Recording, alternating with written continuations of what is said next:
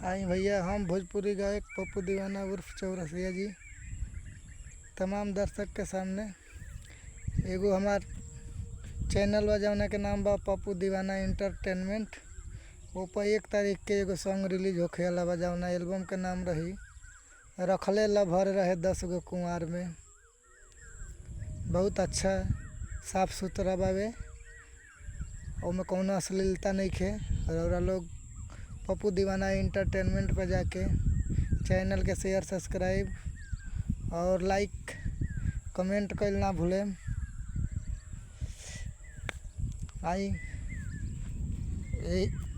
एगो और हम 1 तारीख के एगो रिलीज हुई और ओकरा बाद लगातार वो महीना में सॉन्ग आवे वाला बा।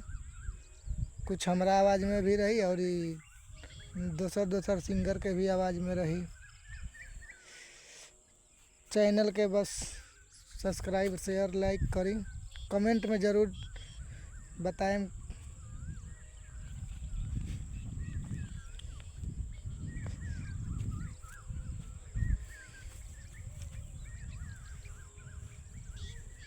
आई एगो सॉन्ग सुनावतानी।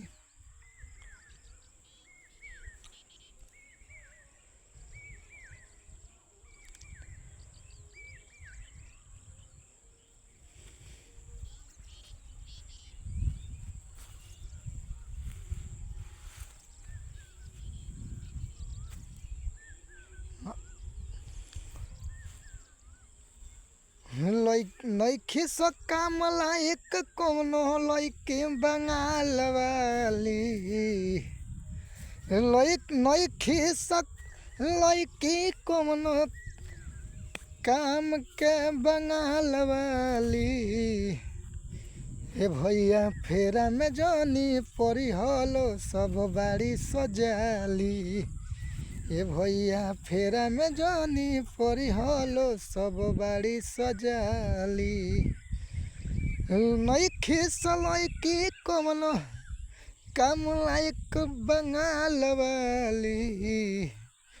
नइखे सलइकी कौनो काम के बंगाल वाली। ए भैया फेरा में जानी परी हलो सब बाड़ी सजाली। ए भैया फेरा में जानी परी हलो सब बाड़ी सजाली। एगो पकवानो के नइखे सबर हो, रखल बाड़ी सन 2 दर्जन लभर हो। एगो पकवानो के नइखे सबर हो, रखल बाड़ी सन अनगिनत लभर हो।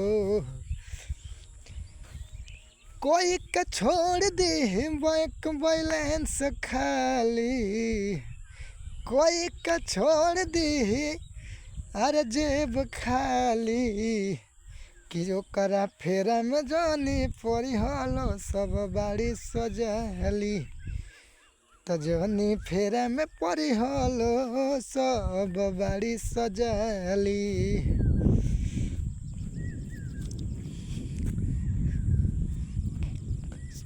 खिस्सा त भइल बावे भैया सच हो,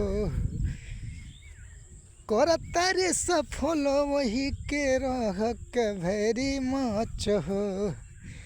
खिस्सा के कोइले बड़ी सए भैया सच हो,